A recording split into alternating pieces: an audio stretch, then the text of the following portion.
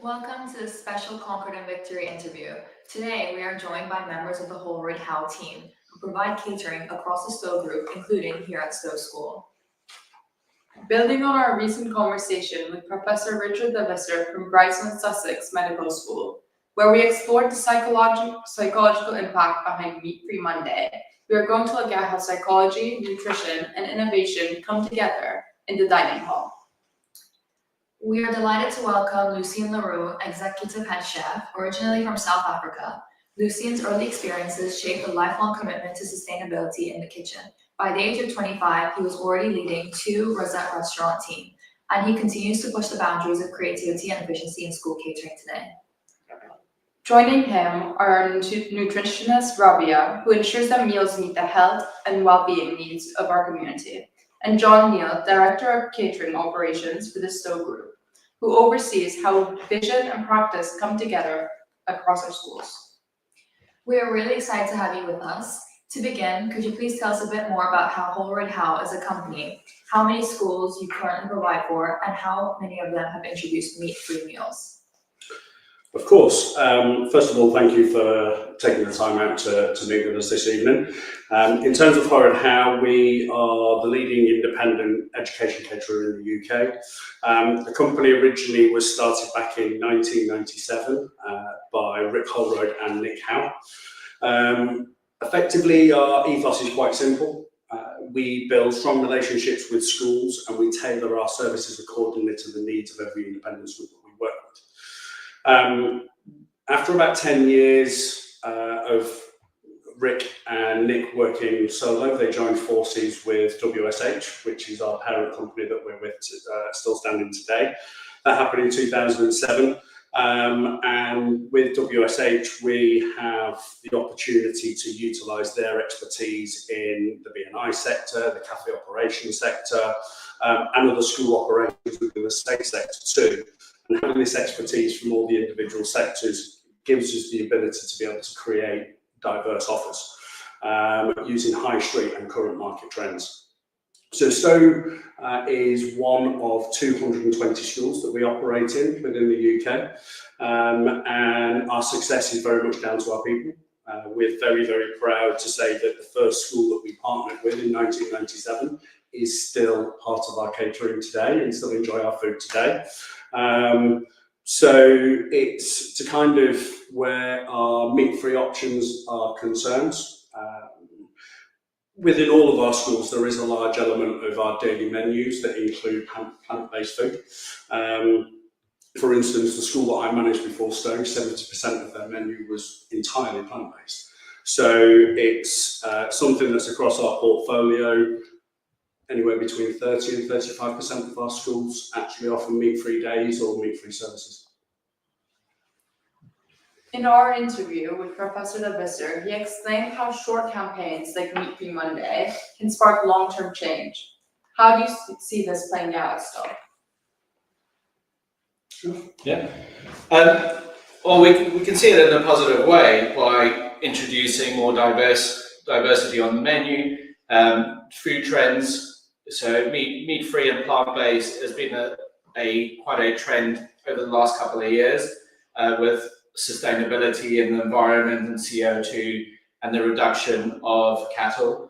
So to get ahead of that, we want to make sure that we can sort of introduce that at a relatively young age within our schools.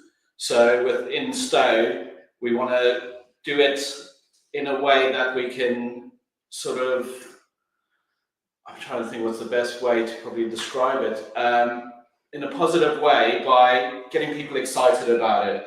We're bringing in suppliers to do tasting tables and sort of showcase the best of the products and getting students to try something they wouldn't have tried before.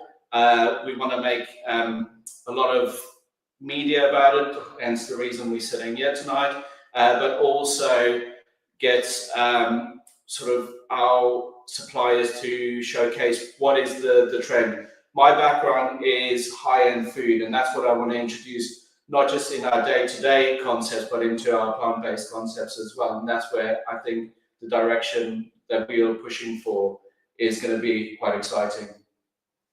Thanks.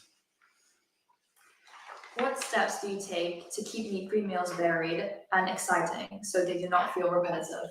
So again, it goes down to getting out into the market. We going down to our suppliers. We've got meat-free champions within our team that we train. So we go to specialized suppliers that just specialize in meat-free and plant-based products.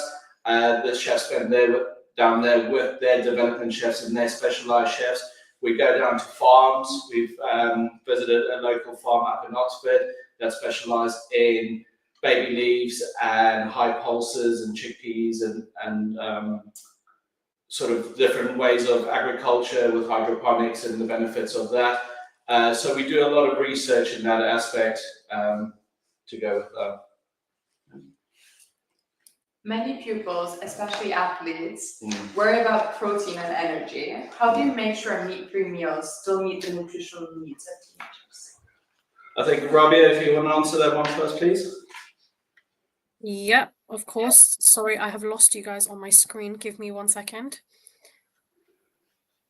Okay, yep, found you guys. So is this sorry about the athletes?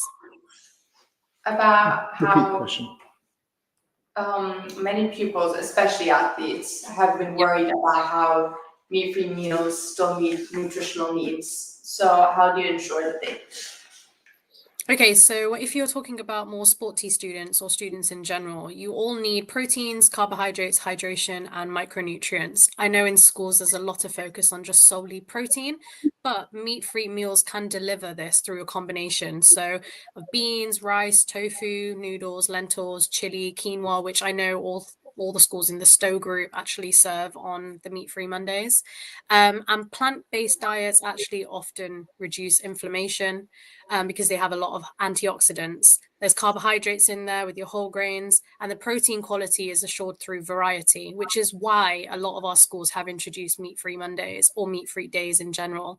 I know that protein is a very heavy topic when it comes to athletes in schools. We have a lot of sporty students, but protein isn't solely just from your chicken and your meat, which is why we've actually introduced meat-free days. There's a larger variety, but I'm sure John can actually add in what the options of the meat-free Mondays you've got on offer for protein sources.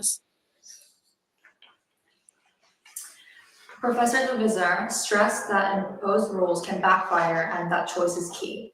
How do you balance sustainability goals with giving people freedom in what they eat? I think a big thing for us is prioritising kind of choice architecture, if you like. We want to make the sustainability option the easy default. Having meat-free options, originally we were bringing in meat-free Monday solely for the entirety of the day, and listening to student feedback and things like that, that probably wasn't the right way forward for us to go.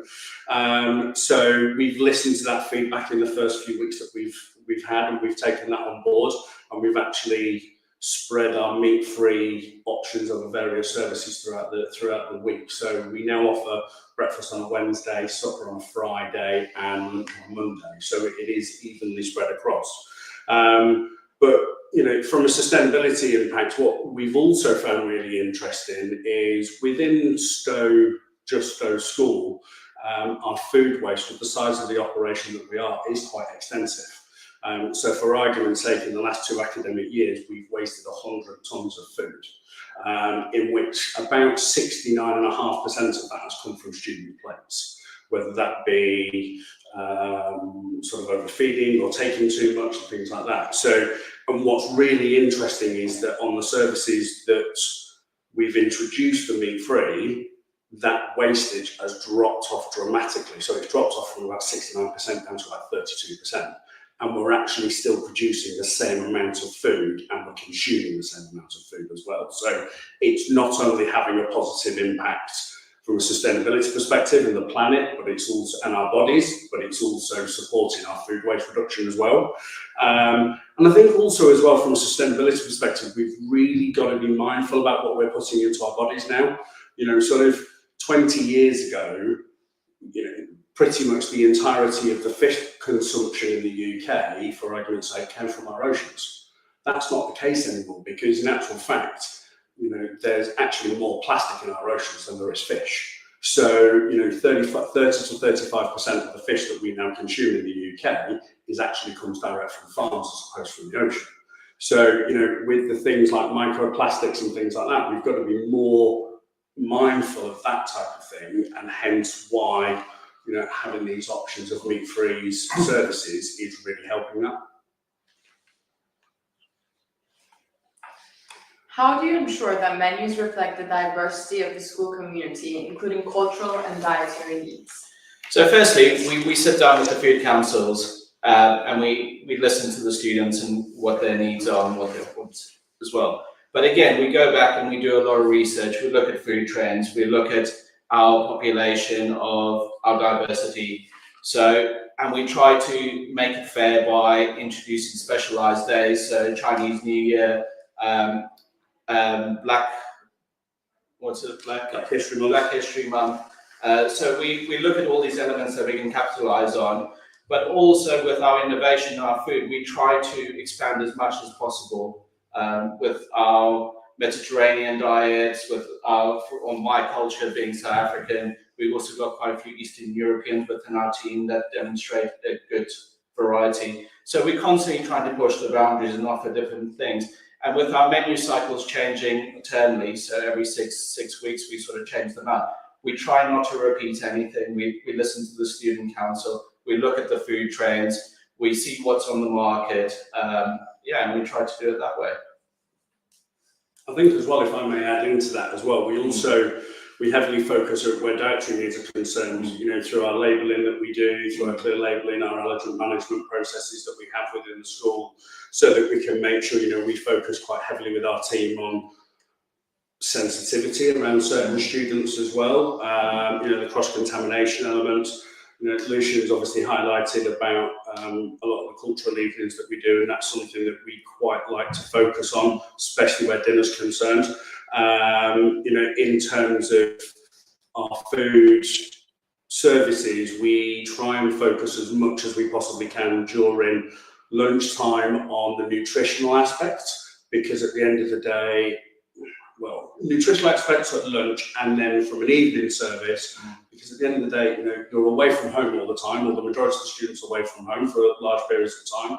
We focus on comfort food in the evening, because the last thing that we want to be doing is serving comfort food during lunchtime and then sending you off to lesson and having a carb crash.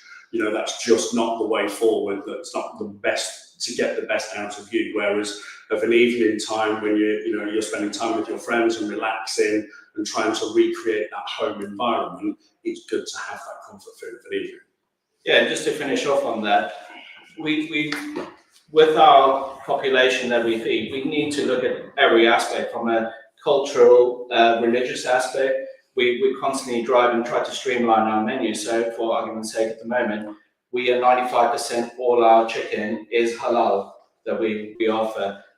We want to change out all our vegetarian menus to pure plant-based menus so that all the vegans are included.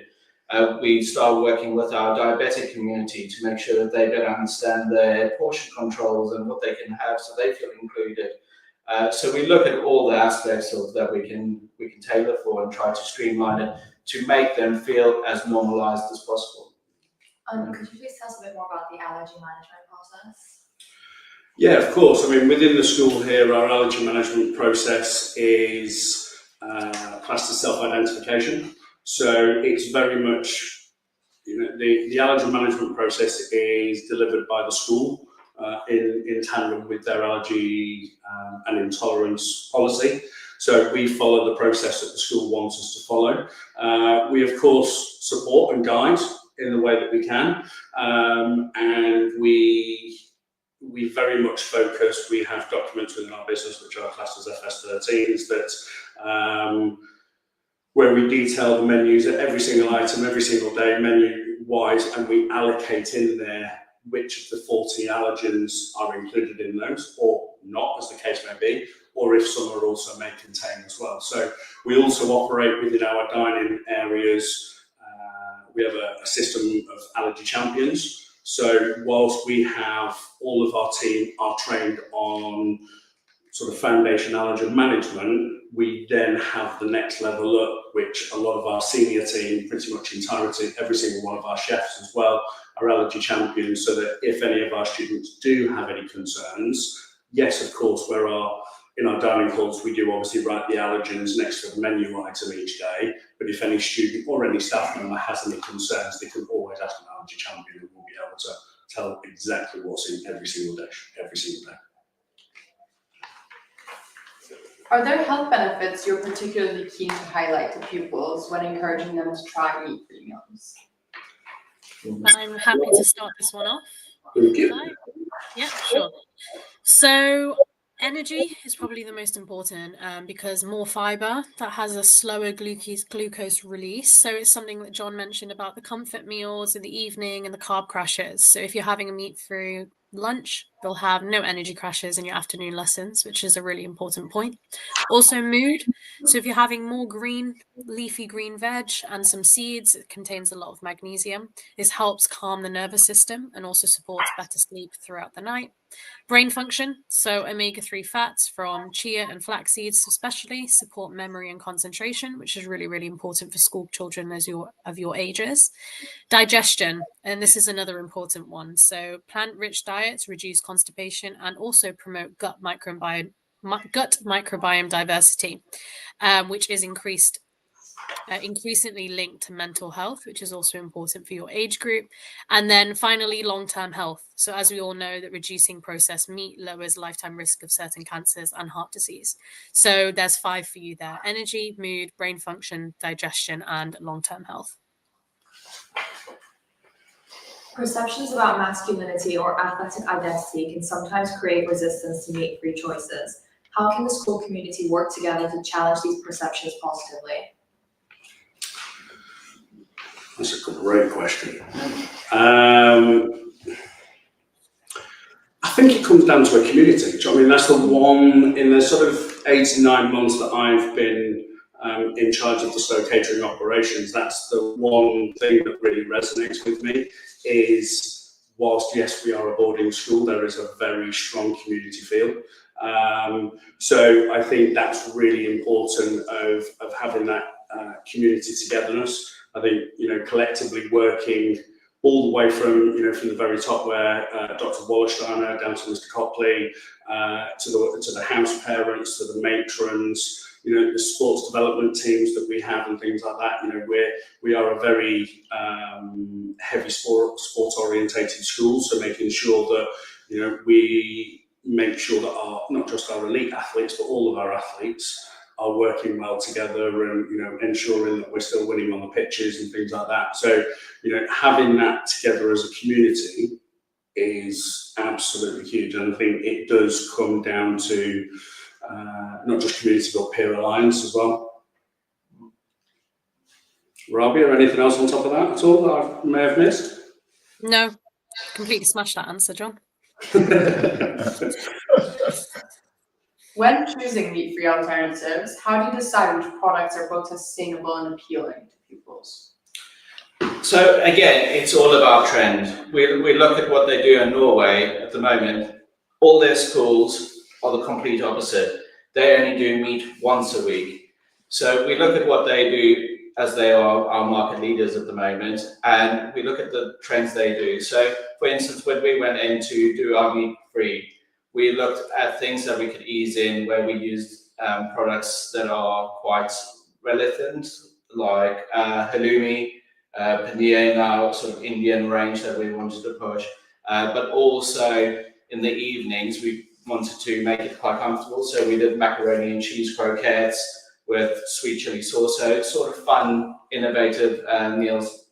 But what we'll be doing is we'll be taking those concepts and evolving them constantly and adapting them to Korean-style meals, Japanese-style meals, countries where plant-based is quite high on their dinner tables, and meat is actually a complement. So moving in that direction. If I may, I think as well, as we were discussing before we started the interview earlier on, I think from our perspective as well, just as much as the lecturers and the teachers, when you come here as a pupil to Stowe or any boarding school, we take on an element of parental responsibility. You know, as we were discussing earlier on, you know, myself with my children, when I'm at home, yes, they're a lot younger than the Stowe students, but, you know, there's that disciplinarian sort of situation at home where, as much as my 7-year-old and 3-year-old don't particularly want to have a balanced diet, you know, but it's my role as a parent to ensure that we're managing that for them as much as they don't want it. And we have that responsibility here at the school as well. You know, whilst you're at home, your parents will obviously want you to have a balanced diet, so you're getting the best out of yourselves to make sure that when you're studying, whether it be on a day-to-day basis or your exams, you're working at the highest possible capabilities that you have. And food has a real big part of that. So we take on that parental responsibility and take it quite seriously as well, so that when your parents are dropping you off at school, they know that you as individuals are in very good hands, not just from an educational perspective, but everything that supplements your education. For our last question, looking ahead, how do you plan to keep innovating with menus and introducing new meat-free ideas while still making meals enjoyable and appealing to everyone? Easy, just keep on moving forward. Change is a big thing for us. One of the reasons I came to Stowe was because I saw the great potential by offering a lot higher end trendy meals. So we go out, we train our team, we invest a lot into our team, and we seek feedback from student councils. We go out and we speak to all our peers, and we just constantly don't stop. We just keep moving forward. And just to add one last, Yeah. do you have any ideas like moving forward? Yes. Let's see, what else have we decided in the recent thing? Yeah, I think there's a lot of sort of elements that we're looking at. It's variety. Variety is the key. From opening a food van to looking at what we're doing in our cafes, to our hospitality, to new breakfast concepts for the new year we're looking at, sort of aligning with what high streets are doing, getting away from full fry-ups, to embedding our plant-based options a lot more and getting the information out there a lot easier. So those are the sort of directions we're key to focus on. Yeah, I mean, as Lucien has said, you know, we are constantly investing, evolving, and looking at ways that we can move forward. You know, it's very certainly where students of Stowe students' age are concerned. You know, there's a big focus now around social media, and you know, I say this constantly to the team, is that 10 years ago you ate with your mouths, now you eat with your eyes. You know, because social media has had that impact on us. You know, it's constantly out there, whether it be Instagram or TikTok, and we're constantly evolving, and that's where we can tap into some our other areas of the business in WSH who are on that high street. And it's really important, because when you're away from home as much as you are and here studying, we want that home from home feel, but we also want to be a bit funky and a bit diverse and a bit different. And that's why it's really good for us to engage with the food and the eco councils, because the majority of the changes that we make within our food pretty much comes from the feedback that we get. And you know, all of the menu choices, and it's good that our menus change every 2 weeks, because you may notice slight changes. Whilst we've got a bank of menus that run for the term, they roll over a 2-week period. So if we realise that, you know, lunch today, for argument's sake, didn't go down particularly well, we'll make a slight adjustment to that for the next time round. If it still doesn't go well, it will come off and it will never be seen again.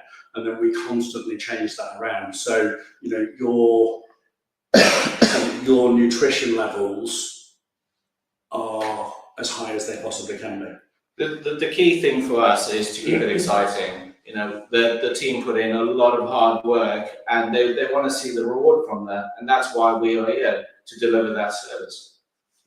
Thank you so much for joining us today. Pleasure. Yeah.